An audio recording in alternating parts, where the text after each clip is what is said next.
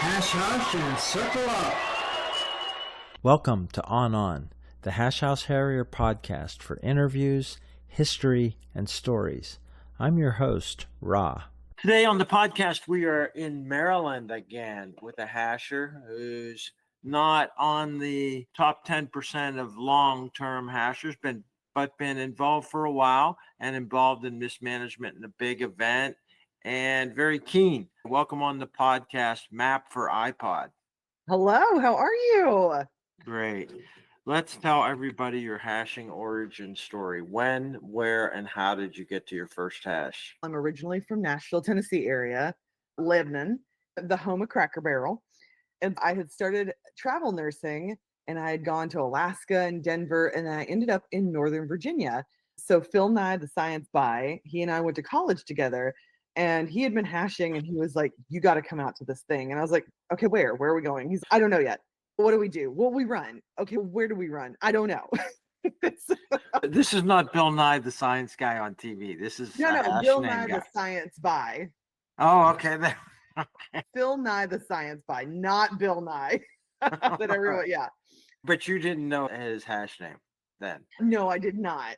So he was just like, call me Phil when we get there. I'm like, okay, sure. You know, you have a friend who's a longtime friend who's asking you to call you something very different, regular name. It's okay. It's St. Patrick's Day on 2013. And we show up and I'm just like, what in the world? And so it's all the brand new things. It's the songs and the cheering and the whatever. And it's frigid. It's so cold. And we just end up doing loops through this little patch of forest. And it was so wild. And so I ended up back there and I was like, this is great. It was just another thing for me to be able to do on the road. And I'm an extrovert. I love hanging out with people, love getting to know people. It was really neat for me to be able to go there with these people and be able to do this. And I loved it. I love being outdoors and I was sold. That was at the HillBilly Hash House Harriers. HillBilly in 2013. Mm-hmm. So you're in your second decade. What about that day do you remember in terms of how many people were there, how long it lasted? There was about 24 people probably. And of course, like it's St. Patrick's Day. Oh man, people brought out like the green beads and we had the little shot glasses and things like that. I remember it being so cold and I knew we were going to run, we were going to exercise in some way, but I brought out, do you know what a whoopee is? Tell everybody. All right, so I have an original whoopee and this is a blanket that is used in the military, but it is made from some of the original parachute silk. So I think that they wanted to reuse that material and be able to use it in a purposeful way. So it was made into all of these beautiful blankets. And I had found it years before at a yard sale. I didn't know what it was. I just knew it was a very comfortable blanket. So it's still in the back of my car. That thing is never going to die. But it's a lovely shade of green. And I ended up throwing that on over. And I'm just like walking through the forest with this on and just asking them questions about where do we go and what do we do next? And I was like, do we meet here again? And they're like, no, it's always somewhere different. It was just this explosion of information that it just falls on your head, but you're like, okay, this seems fun. Oh yeah, it was just a fun day. It was a really fun day. When did you learn about hashing beyond HillBilly then? I was asking them and they're like, we're around the world. We have several kennels here in DC, in the DC area. When did you actually go to another place? Oh goodness. I stuck with HillBilly for a little bit. I think one of my first exposures to I think that I ended up going to White House Hash Camp Out, which I just talked about with some friends who were there the other day. And the White House Hash Camp Out, that was in 2013, I believe. And I had to actually borrow a tent because I'm up here as a travel nurse. I've just got whatever could fit in my car. A tent is certainly not it at the time. So I had to borrow a tent. I had to go there. Have you heard that famous story of the scarecrow burning up? I think so, but it's worth telling. So we're there. The theme was something along the lines of the Wizard of Oz. They had made a scarecrow and put it in the middle of the fire pit. And me being from a more rural area, I know how scarecrows are built. They're not terribly complicated. It's usually 2 sticks that you put together, you drape some clothes over it, and you put a hat on it. So again, not terribly complicated. But then it's almost like the life in slow motion where you're like, no, you see somebody coming with a light in there, they put the flame into the fire and they're like, burn the scarecrow. And I'm like, oh no. And it's just this moment again where I'm just like, oh no, but I'm so new. I don't feel like I can say anything. This thing goes up. You want to talk about like a matchbook? Just immediately, whew, the clothes start to burn. It comes up, and then it's just this burning cross. We are on a river. There is a Boy Scout camp just down the way, and we're just like, oh, and this hush falls over the crowd. For real, just hush. And all of a sudden, indelible in my mind, he says he doesn't say it, but ZZ is like, man, that shit ain't right.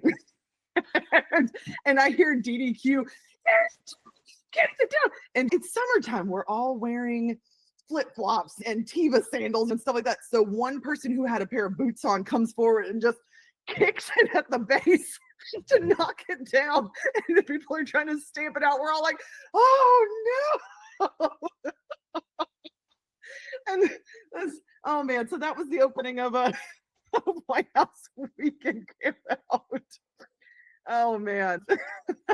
I'm sorry. I'm just going to continue to laugh for a little bit because it was so wild. Just, oh dear, everybody's eyes are huge and we're all just, oh, we're trying to laugh from relief of like it being down, but just shell shock. That's brilliant. It's probably good it wasn't filmed. Oh, thank goodness. No, I hope not. But yeah. What were you doing in terms of traveling then? Did you settle there, or what happened with that? Yeah, I had wanted to remain in the DC area. I had a couple of friends here who were not hashers, and I was going to DC every weekend and walking around and doing brunch and touring and just seeing all of the sites and being introduced to this area. And then I found myself getting in my car pretty much every weekend because I hate call. And I'm sorry, I'm a nurse, I'm a travel nurse, but I hate call. And so I just tried to stay off his call as much as possible or put it in my contract that I do not take call. So pretty much when my shift ended for that week and I was off on the weekend, boom, I was in the car, I was out. I was going to hashes, I was going to DC, I was going to now hash campouts and just doing all of these things and meeting all of these people. And it was the most fun. When did you get a new kind of home club? Funny, during White House campout, I ended up meeting my now husband. We just celebrated 10 years. Yay. Yeah. And that's Bourbon Street Bitch. Bourbon and I met at that campout. We just, I don't know, I had this really good feeling about this lovely man.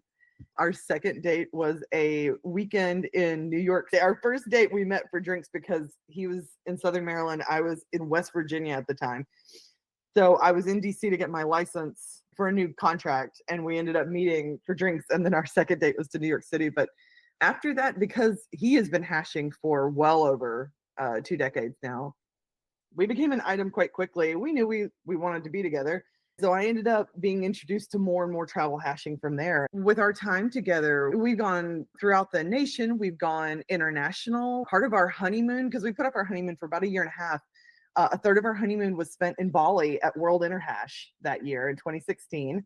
We've been on hash cruises. We've been on the hash cruise boat, which we'll get to because I was a part of the planning. We've actually just traveled with hashers. We're going to a hash. Hashers are great travel companions. And so we've ended up doing that quite a bit too. Wow. You're a great example of finding the hash has changed your life in terms of you love the community, you love the idea. And so now, like many of us, all your holidays are at least hash considered, if not hash completely oriented. Yeah. Quite a few of them. Yeah. Yeah. And you know the term for people who met on the hash, right? No, what is that? Okay. So you're officially a bottom feeder, both of you. Okay. That's what we call people who found their others on the hash. Okay, let's talk about your involvement then in mismanagement at any club. Did you start herring? How about you in figuring out setting trails and getting involved in anything at the club level? So Hillbilly had, at least at the time, they may still have it, had a charter, an actual written charter. And part of their charter was you had to do 10 trails. One of those trails must be co-haired and one of the other trails must be lead hair. So you had to go with an experienced member to set trail. Sour Snatch was my person. She ended up teaching me all about laying trail and here's what you can do. And here's some of the odd ones, but they're still really fun. And one of those is a supernova. So it's just not commonly done, but something that is very fun. What is that? So a supernova is where you lay a mark, but then you end up laying marks on marks and just this like huge pattern, like this uneven pattern. Trail usually goes anywhere, but it takes you a while because you've got this spread of marks that are just dotted all over the place. All right, So, I hadn't heard of supernova, but I will. oh yeah, start it's taking a little bit of a clearing, but once you do, you just dot them everywhere, and then you have your false trails going places. That's one of the more fun ones because people are just whoa, all of a sudden you have marks on marks. So those kinds of things, and oh hey, you don't want to mark the back of a tree because if people think they're going the wrong way, they come up on it and they think they're going the right way. And just the little nuances like that with laying a trail. So I co-haired one and then my lead hair day. And I'm not a super fast runner. I don't really tend to run anymore. My knees just can't handle it. I do walk, but we're running that day and we ended up doing an 8-mile trail. And at one point, we can hear the pack coming, not too far away. We are crawling on hands and knees through a swamp and briars that are literally going over us, like through it. I don't know who actually did that, or they're probably just, there's a mark and they kept going to the side.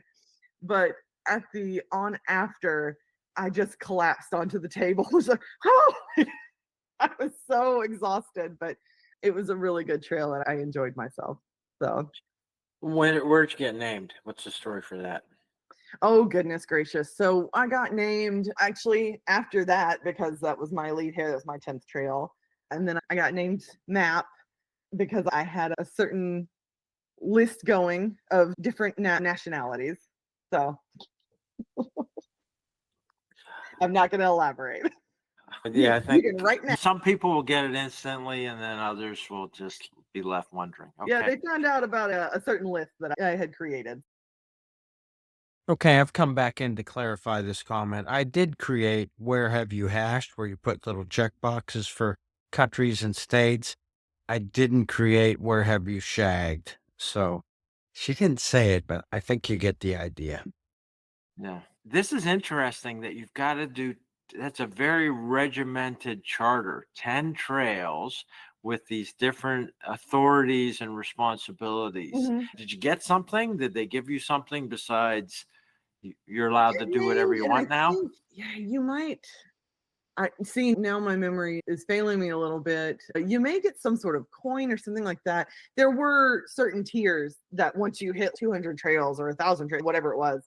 And Sour's the one who kept getting all of them. So she chose. So she got like a really beautiful orange chalice one year, which is a beautiful wooden chalice. But what your original question was actually me finding us combining forces and me joining a different hash. So once I met Bourbon and we knew we wanted to be together, he would come up to DC one weekend and I would come down to Southern Maryland the next weekend. I ended up coming down on days when SMUTTY Crab, Southern Maryland Unathletic Tippling Trailblazers with a Y, would hash. I was RA for a time with HillBilly.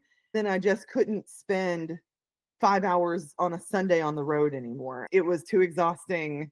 I'm a person with a lot of energy, but I just couldn't keep doing that and going down south as a couple does. We wanted to be closer and things like that. So I ended up moving into the Southern Maryland area eventually. And then I ended up becoming a part of SMUTTY Crab. I think I pretty much took over HAB because nobody wanted to do it really. And eventually I ended up becoming a hash mattress. And my husband Bourbon, he's the GM, longtime GM. And we're so small. We're a baker's dozen strong on a good day. And so it runs itself. It's not a hard club to run down here. not a hard kennel. What was the circle like when you ran circles at Hillbillies? What did you Oh, take golly. the style, and what Sure. traditions did you see, and what did you say, okay, when I run the circle, I got to do it like this, or that person did it? How'd that all evolve? So when I ran circle with Hillbilly, because they want some of the ritualistic stuff, we're going to go through birthdays and anniversaries. We're going to go through new people. We're going to call people out for their misgivings during trail. We're going to do final announcements and things like that. I can see it being pretty checklist oriented, given that they had a charter. That's Yeah, some yeah. serious. So in some ways, but also the previous people that I had seen, it was almost like not a voluntold, but it was like a last minute, okay, I guess I'll do it. So a lot of their stuff was very focused on them being in the spotlight. And I was not crazy about that, because the circle is for everyone. Even though you are the leader, you're there pretty much just to wrangle a cat and to just make sure everybody's doing what they should do within reason. I wasn't RA for very long, mainly because of the distance. And I was like, hey guys, I gotta drop out. I'm over here now. My life can't keep up with all the hours on the road. When I was RA for a short time, I tried in my own way to maintain authority with what was going on, but allow the group to take the spotlight, if that makes sense. And I still do that if I'm asked to RA. Although I don't RA as much anymore, so I've lost the thread on what goes where and when we do what. But accusations are always fun. I really enjoy accusation time. I wanted to hear about your idea of being in mismanagement. Is that just your personality? I got energy, so I'm going to do something. Give me a job. Yeah, actually, that, and then I also pride myself on being a very organized person, and as much as I can be, but more organized than most, I would think. I've always enjoyed doing event planning and just doing that kind of thing, so that I end up just naturally getting into that. This is always something that sticks in my mind, is that one of our campouts, somebody's like, Map, are you an adultier adult? And I was like, if by that you mean, can I make a decision, then yes. And I ended up making whatever decision that was. But I guess that's what always sticks with me, is I guess I have to be the adultier adult in the room sometimes. And so I end up doing that. You mentioned 2016 Bally InterHash, which was significantly big, not the biggest InterHash in the world, but a really big, large scale event and a big trip to do it. Had you been to anything on that scale? The biggest one I had been to up to that point was Portland InterAm, and still sizable, quite sizable. I think that there were still more people at World InterHash. Yeah. And that was a really neat experience, because InterAm, we get a rather international crowd, but World InterAm, the whole world comes in. That was really neat to see who showed up, and not just who would, but who could take the time to do that. And we explained to everybody, like, oh yeah, we're on our honeymoon, things like that. And so we got to see some of our friends from the East Coast, across the nation really, but mainly the East Coast, and that were there. That was really cool to see them. The thing that sticks out in my mind though, when we did this, was we were talking about, oh, where is the next one going to be? Everybody gets to vote on where they want to go next. And I was like, man, I hope, because Fiji was in the running, somewhere near, I think Bali may have been in the running again, and somewhere else that was also relatively close. And everybody was like, oh, Fiji, that sounds amazing. Oh my gosh. And all of the work's been done up to that point. Like, they've already done their pitches, and you don't really get to see that too much. It's mainly just like, all right, here's our three main ones. And I can never remember who this person was. Bourbon always has to remind me of his name. But I'm like, oh man, Fiji's going to be so neat. And it's just a bunch of us hanging out in the pool that night. And he was like, that's never going to happen. And I was like, what do you mean? And he's not being condescending. He's just saying it very matter-of-factly. And I was like, what? And so some of my naivete comes through. I'm not only a nurse, but a bioethicist, so a medical ethicist. And so sometimes I often want to follow the rules and believe the best in people. And he was like, it's not going to happen. He's follow the money. He's like, they want the money to stay here. That's where it's going to be. And so Fiji's never going to win. And I was like, okay. And I just filed that in my mental folder and just went forward. And indeed, Bali won it, or Bali or wherever was really close won again. And the Japanese hash came forward and said, we would like a third-party independent recount, which, I mean, you can imagine, like pearl clutching. Oh, there was an independent recount, and indeed Fiji won by a landslide. And it was just this like scandalous moment where it was like, oh my goodness. But also in my own mind, I was like, whoa, he was right. That there was this person who was like, and I'm also never forgotten that was like, follow the money. And it was just this moment of the facade shattered for me a bit, where it was like, oh, you always want to think the best, but it was like, I understand why it was done. I understand, you know, that's very important. That is a huge tourism boost for anyone anywhere. But yeah, just the hash is not perfect. There is scandal, there is predatory behavior in whatever sense, light, heavy, etc. There's all shades of gray there. And I was just like, oh, and it just changed things for me a bit. Okay, that's very interesting to hear that story. But yeah, that's my Yeah. understanding. There. Just since people may listen to this podcast, I've been on the InterHash Council for Mhm. 20 some years, and Mhm. we do the vote counts. Mhm. And I was part of the team that counted the votes. Were There you was a now? single vote count. Fiji won. But what happened was Okay. they didn't win on the first ballot. We have you pick first selection, second selection, third selection. Bali did a very strange thing that we did not encourage as the InterHash Council, but they did it. You had to vote at registration. And I don't know if you remember, but what they did is Yes, at I do. registration, you had to You did. vote before the Okay, no. presentations. Sorry, So Mike. people arrive in Bali, go to register for InterHash, sometimes days before the event started, Mhm. and they forced the vote. And we had all the ballots, they were secured, Mhm. and we counted them. And what happens is we require 50%. Mhm. And it was 42 to 36. But then we eliminate the lowest one and we take their second choice, and Bali won on the second count. So there was no shenanigans. There have been shenanigans over the years at InterHash, as I've counted the votes most of this millennium, Mhm. and there were no shenanigans. I don't, Okay. the story and what people hear and know and see could be true, but I can tell you the vote was clean. Okay. Well, there was a bunch of us that gave up. With technology, we hope it changes, and Trinidad was going to change that significantly with the automation. But we give up our Sunday morning, spend a couple hours. It's a quiet room. There are observers from each of the bid teams. Okay. So you can talk to Bally, you can talk to all the other bidders. No one had a problem with the vote counting except the results.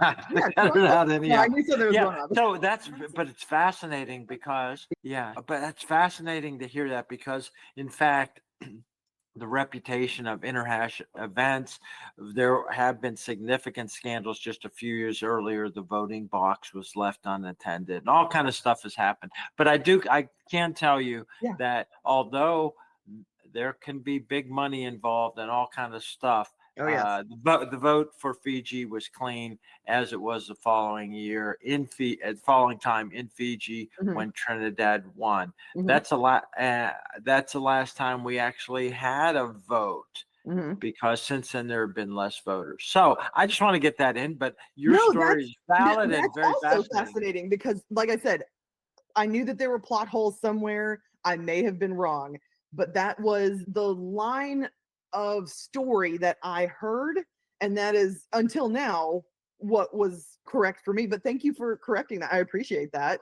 and setting me straight, because for a long time I was like, oh. It's an interesting part of the hashing culture.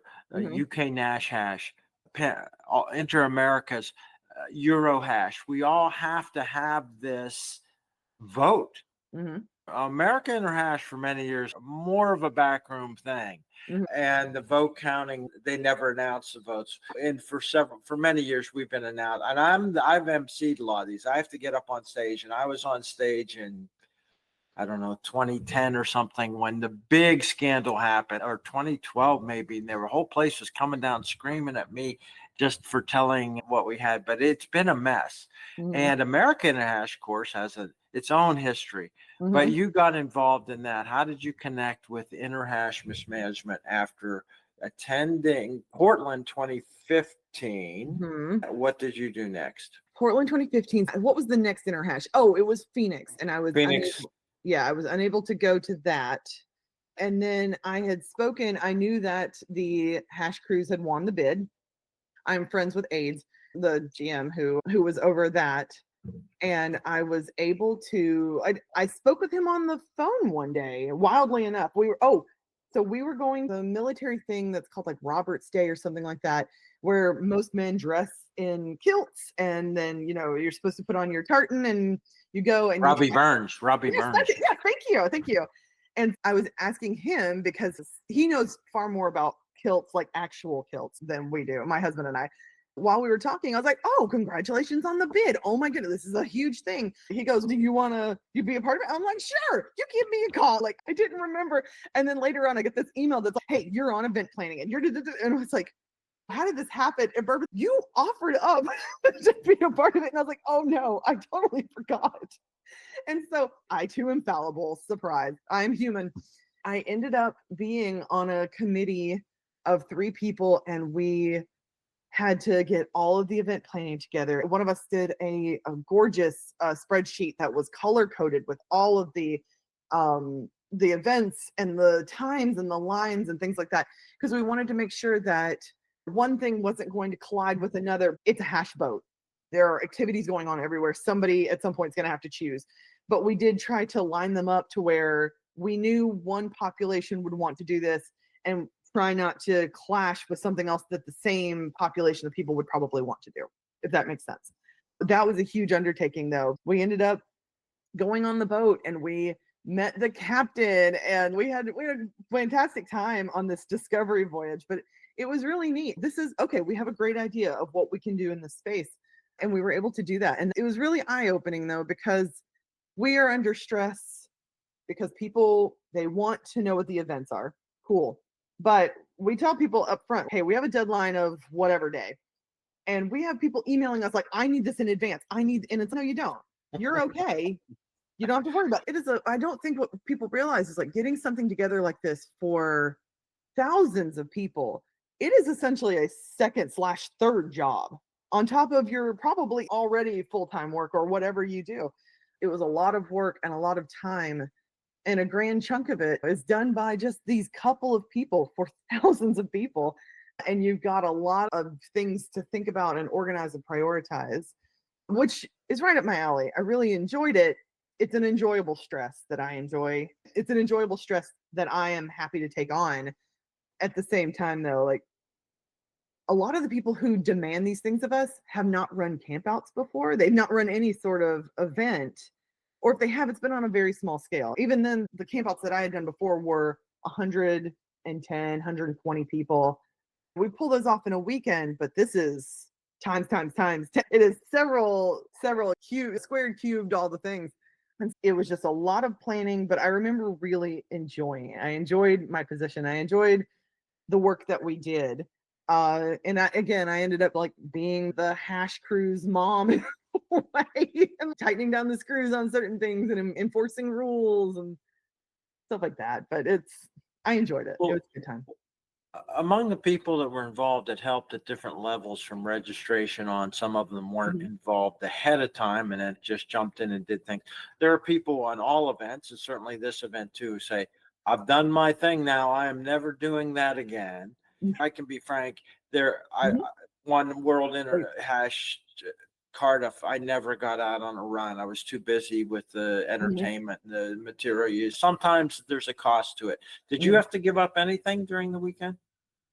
Oh, yes. Yeah, yeah. I had to be sober for the most part, which, I mean, like, whatever. I did get to drink some, but for the most part, I had to be sober. I had to run hash trivia. I had to answer questions. I had to not be on call, but people want to know things, and they know that you are one of the people who is with mismanagement, even as a fringe person, if you will. Like, I was a part, but not a part of the big mismanagement.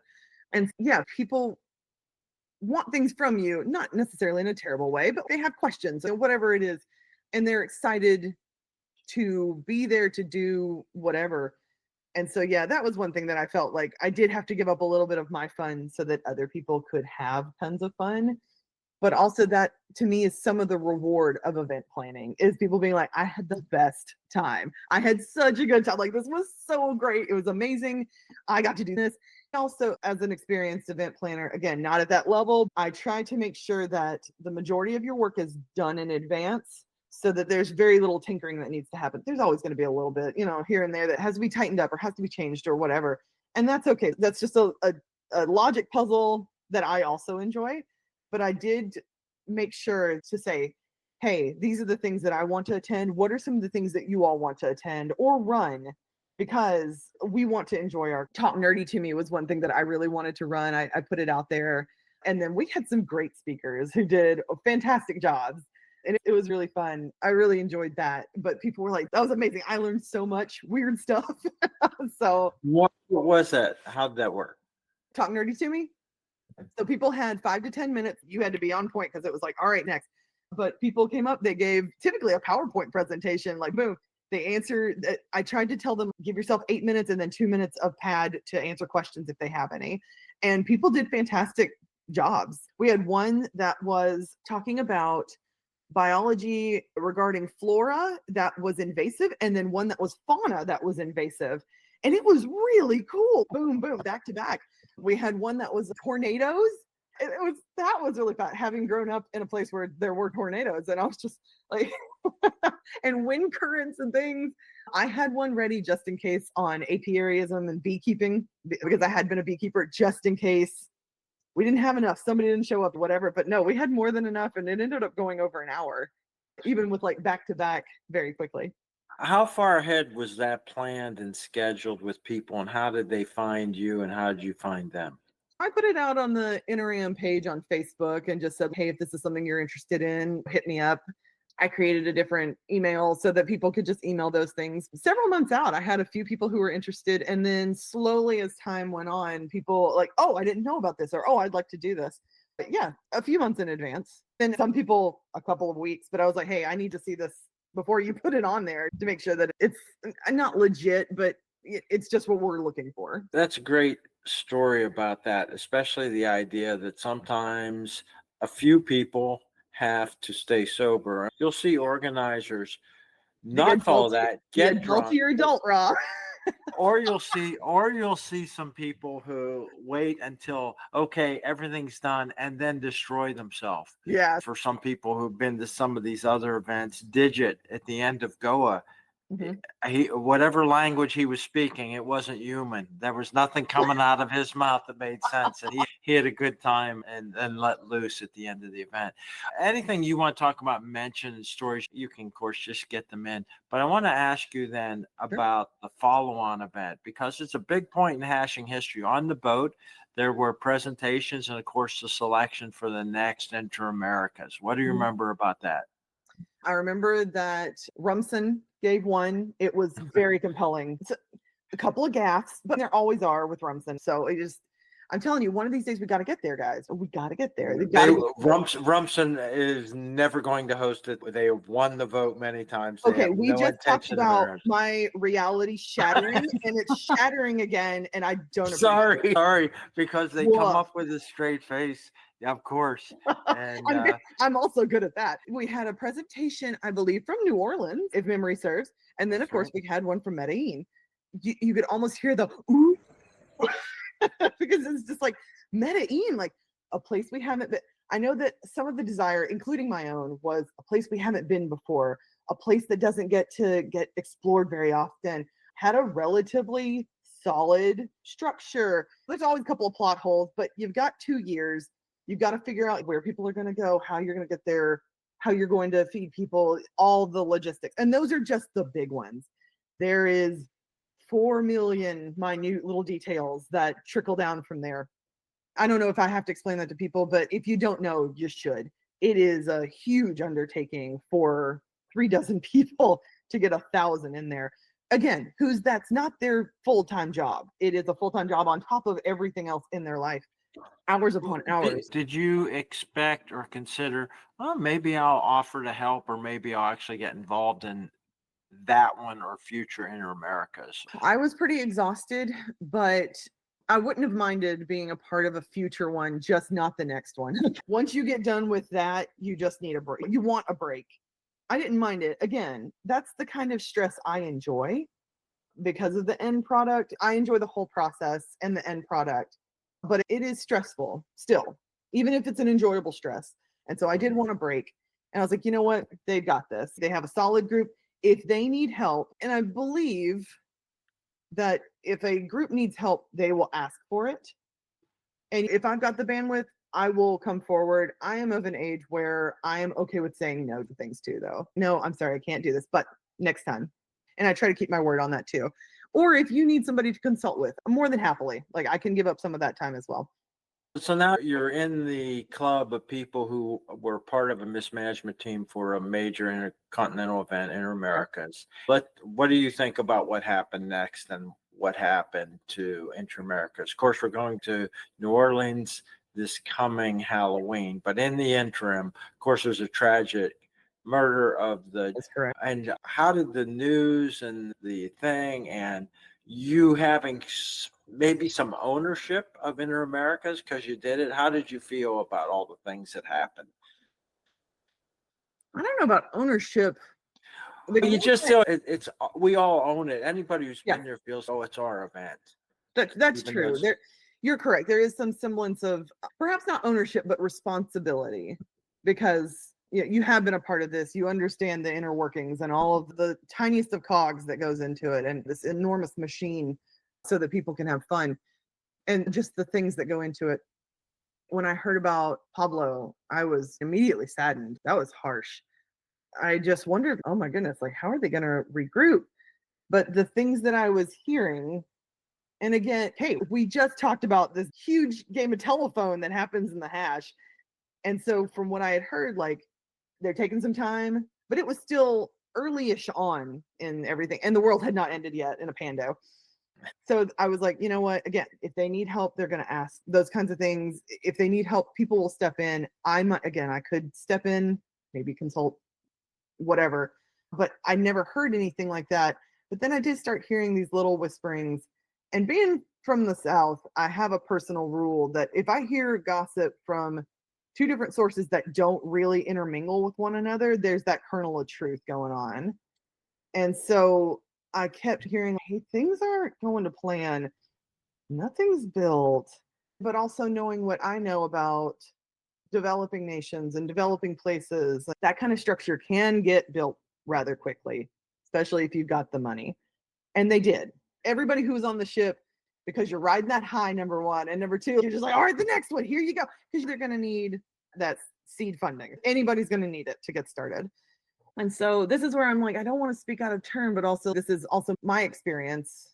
I hate the phrase my truth, but truly. And I kept hearing kind of these under rumblings, like it's things. I was hearing that the hash version of Fire Festival. Oh boy. That's a good one. By the way, as an event planner, I do not like true crime, but I am obsessed with event scams because I'm just like, how did they get this far? How did they get this far? And I'm just, had there been 18 Fire Festival scam documentaries made, I'd have watched all of them 2 dozen times. I did. Oh man, I was obsessed with like how things just got missed over and over again.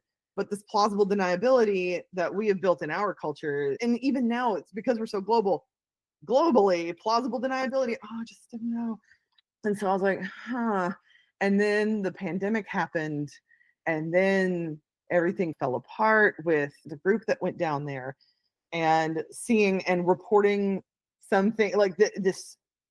There seemed to be this information dump at first, and then slow trickles as it happens, because that big piece of information is dropped. It's not happening. Here's what has happened. Here's what we've discovered with the funds. Here's what we've discovered has happened with the funds, the struggle. And then slowly other things kind of start coming to light, but it's third-hand information. Though it was tough. That was a hard pill to swallow, because also, once again, being an ethicist and wanting to believe the best in things.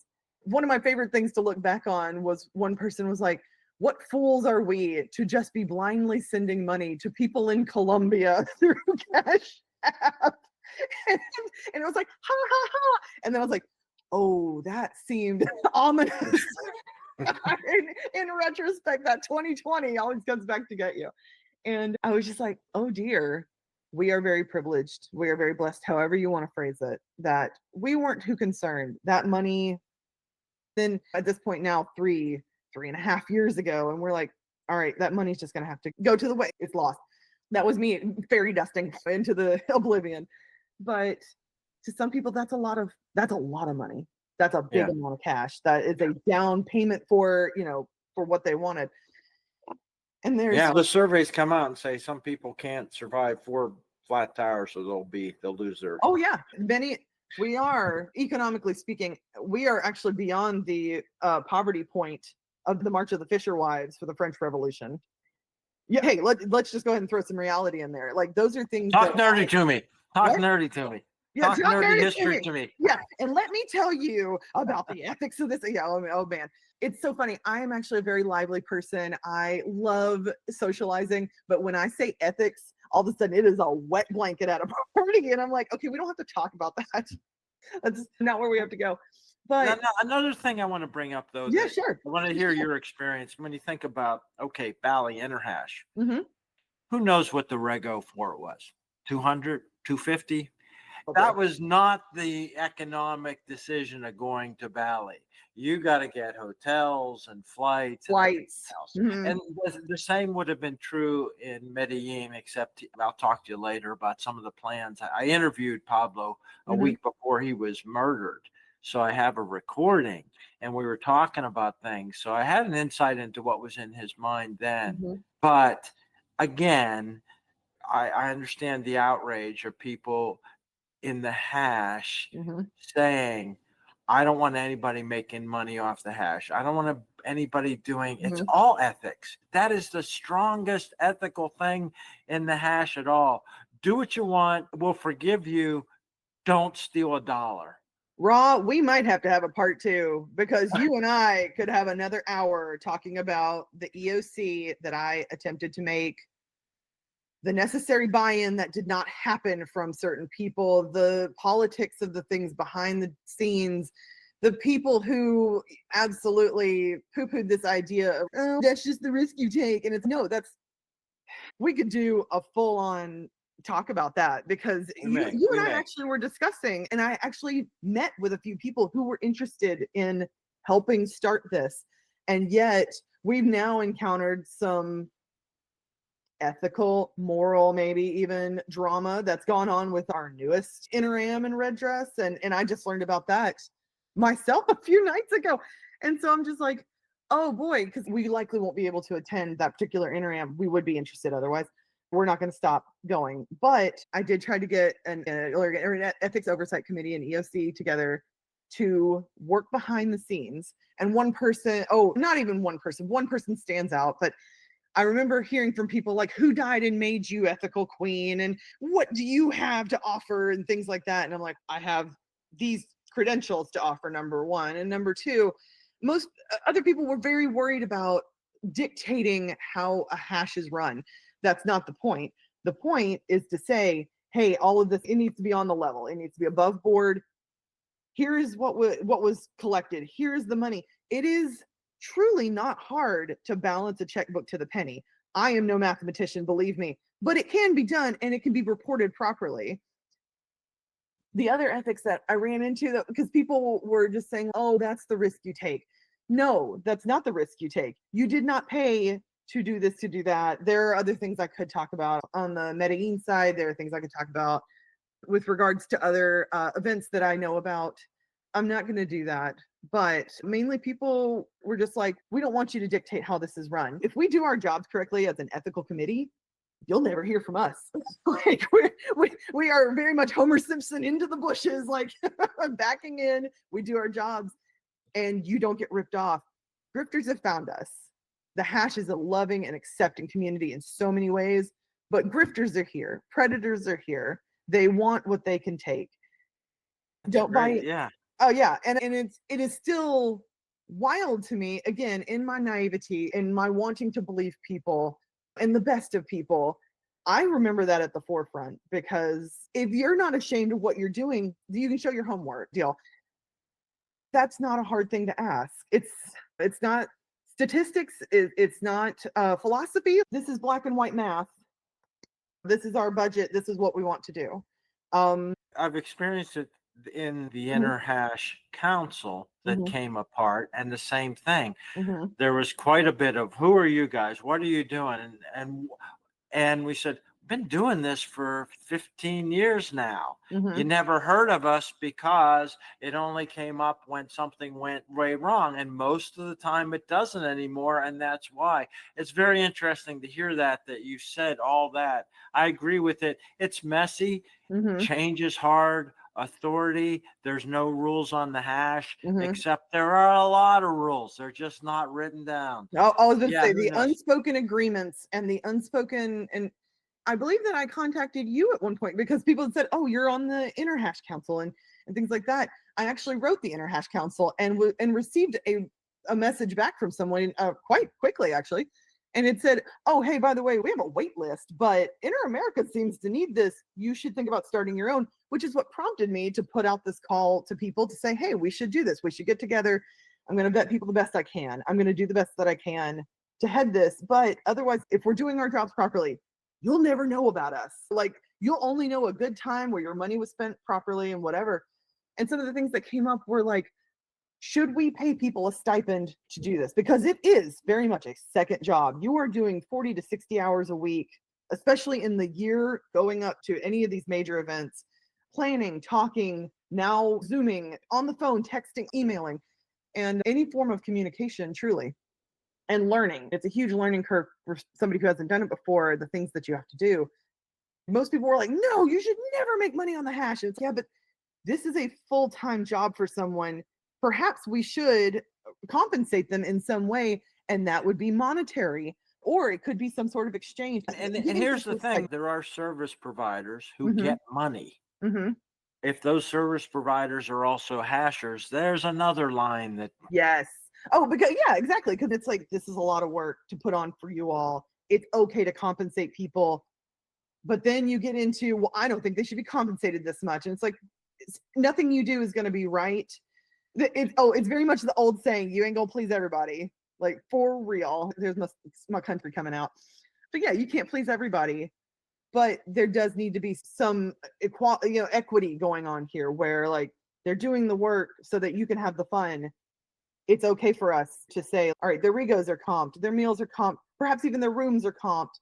There are just certain things, and I'm one person. I can't iron that out by myself. But I did attempt to do it. There would seem to be very little buy-in from the old guard to want to move forward with something. I don't just want it to be new people. I want it to be all the people, but we're going to need compromise. And that just seems to be something, even in our current political state, like it seems to trickle into the hash. We just can't seem to compromise as much anymore. Or maybe that's been always the way it's been. We just found a way to move forward, and we'll do so again. But you have a great perspective from having done a significant event, giving up a little bit of drinking during the thing and done just that. a And little. your background in ethicist and your personality gives you a really good perspective to talk about that. So this became a serious podcast. Let's finish up with some fun other stories. Who are some of the other people or events or your own experiences that make you smile when you want to tell people what the hash is? I actually direct people to our Wikipedia page because it's actually a really nice, tidy little source rather than going to social media, because Lord knows what you find on there. Wikipedia, though, is actually a nice little blurb about how we started, how we got here, where we are currently. Let's leave out some details, but it does talk about we are here. It talks about the tenets. It talks about those things. We are here to cure our hangovers, but also get exercise and all the lovely things about hashing. Some of the things that are coming to mind right now are Bali, are some of the big events that I've attended. Hashers are wonderful people. We have actually just traveled with hashers. It wasn't to a hash event. We went to Sweden. We had several hashers tag along. That was a great experience. Chile, we went to Chile. We ended up hashing there. But that just with hashers, because these are the people we've met. Hashers want to travel. They are wonderful people who are willing to, like, oh, hey, we can fit 4 in a 2-bed room, save some money. Like, you can't do that with everybody. Some people get very cringe about that. Hashers like, sleep on the floor for $30 a night. Done. It's a very different mindset. And sometimes I do find myself splitting myself in two to remember, like, not everybody's a hasher. But we've had some of the best times. after we got married, people were like, we had such a good time at your wedding, which we had a significant amount of hashers there. And they're like, can we do it again? And so we did Nashville 2020 in January. So we got married in January. Nashville 2020. So just before the world shuts down, a bunch of us flew into Nashville, had a great time. Oh man, we had a mobile hot tub. Oh, everybody else is freezing under these like heat lamps and they're having their parties. They're literally going, but they have a hot tub. So we're going past, having the best time. We have traveled with numerous hashers and just had fantastic experiences. I'll never cruise the same way. I cannot do a cruise again without hashers. It's so much fun. One of my favorite memories, here, we'll end on a high note. One of my favorite memories is we go on this cruise, and it was Babe's Hash Cruise before Portland, so to Alaska. And in order to cut down on all of your costumes, we have I Mustache You a Question night. So everybody was encouraged to bring stick-on mustaches. The entire staff, including the head chef, comes to our table and goes, "May I have a mustache?" We were like, "Sure." He and the sous chef like serve us dinner with these mustaches on in glorious form. The bartenders, they put on these enormous like handlebar mustaches stuck on their faces, and they're throwing bottles like. And one of the most fun ones though was we did Gangsters and Flappers the first night. I had on this red flapper dress we have with the headband and stuff, and Bourbon's wearing like a really nice gangster suit. He's wearing a really cool in-style hat. So the last night, in order again to keep costume baggage low, they did Gangsters and Flappers again. And I was like, all right, we're gonna do it. We're gonna do it because we had talked about it. He's like, okay. He puts on the dress. I had my own pair of pants, and because he has very skinny hips, he's a very in shape man. And so I put on my pair of pants, but I put on the vest and everything, and I'm wearing the hat cocked to the side. And so we walk out in drag essentially. And oh man, people were like, why didn't we think of that? We are on a cruise with non-hashers, and so many elderly men, I'm not joking, numerous elderly men come up to my husband and they're like, "You look really nice in that. Oh, don't you look nice?" I'm like, what in the world? Oh man, they had the best time, and everybody's looking over, and we had the greatest time. That was a lot of fun. But my husband getting complimented by like probably a dozen and a half older men, just like wives on their arms. "Oh, you're looking really nice." And I'm like, what is happening to the ship? That is a good time. That's great. Let's talk about the cruise ship and the impact the hash has on these big events. The hash comes in with a lot of money and has an impact on a town. We spend money on hotels, side thing. On the cruise ship, tell me about the thing you did with the bingo and the impact and your interaction with the staff of the cruise. Sure. A lot of our cruise staff, they were so wonderful. At first, stodgy would be the word that I would use, where they were serving us on trays and picking things up, politely. And then eventually, like maybe a day and a half or so into the cruise, instead they had trash bags that were going by with and throwing bottles in, and they were serving us and they were rolling coolers by and like, here you go. All of the pretense was dropped, and they saw that they could be far more relaxed with us. But some of the things that like people don't know about was that we did drag bingo. People know about that part. We had one hasher that graciously said, "Yes, I will be a drag queen and I will do bingo," and got into character, and it was fantastic. But there was real money at stake there. With us, if you are able to travel as a hasher, you have a certain amount of disposable income. Often in developed nations where we are able to do that, take that for granted, especially the people who travel a lot. In DC, a lot of travel hashers, a lot of money that's able to be spent that couldn't otherwise. So drag bingo, we have real money. You pay into it and you could win a pot at the end. One of them was about $950 and the other one was about $1,200. A really good amount of money. Even then, we are splitting that cash with the cruise line. That was per our agreement with them. It was 60-40, 70-30, somewhere in there. We kept the lesser half, so they even made a little bit more. He took me aside and he's like, "I want you to know how wonderful this has been, because there was a hurricane that came through." And I was like, "Yes, I remember the hurricane, but the resorts were down. People were not traveling at that time. And that cruise ship in its regular life was used to ferry people over to the resort. So overnight, you could kind of extend your vacation a little bit. So it was ferry people over to the resort, pick people up from the resort, overnight them, and then they port in America the next day and disembark. A lot of time, it was very like nickel and dime, like everything cost. But all of that, it was a very cheap ferry service, if you will, on this older cruise ship. but all of that money went to the staff. So anything that was spent was split amongst them after cost. And he's like, we have not had people on this cruise ship in a while because of the hurricane, because of the damage that it did, and no one's vacationing right now.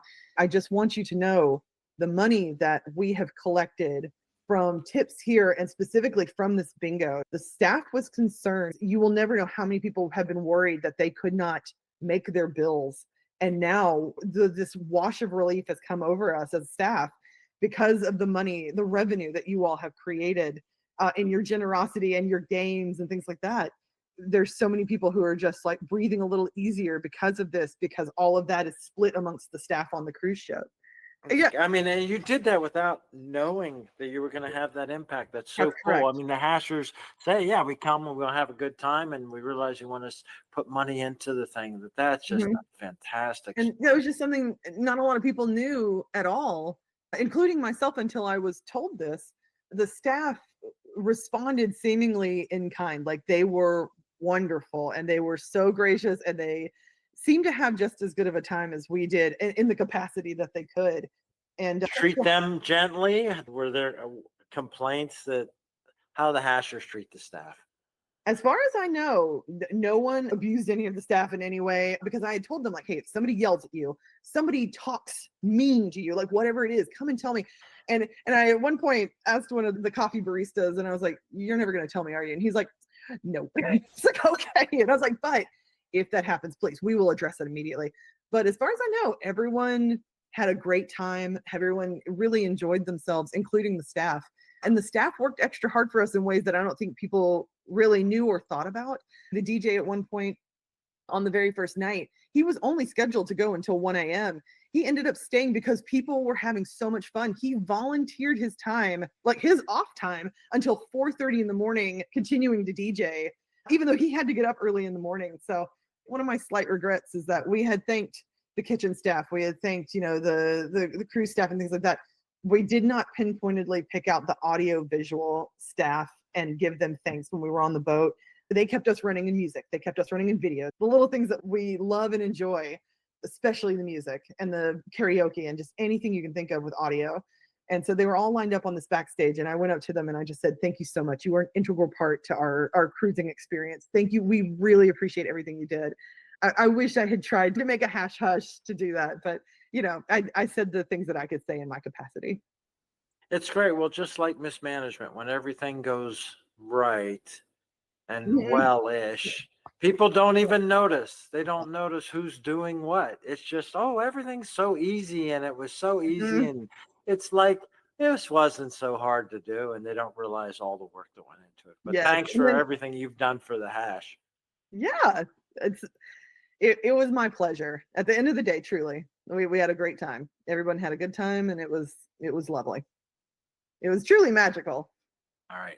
Although we had a lot of serious talk, and I think your personality came right across. I think maybe we should do a talk nerdy to me about ethics and the hash, just to get your ideas, and maybe we'll get a couple other people who have thought about this and we'll talk about. We can get a lot deeper because there's a lot more to talk about rather than just money. We started fun, and I think you got to laugh a lot and tell a few stories here anyhow. So thanks, Map. No problem. Thank you. Thanks for all your time, Map, and on.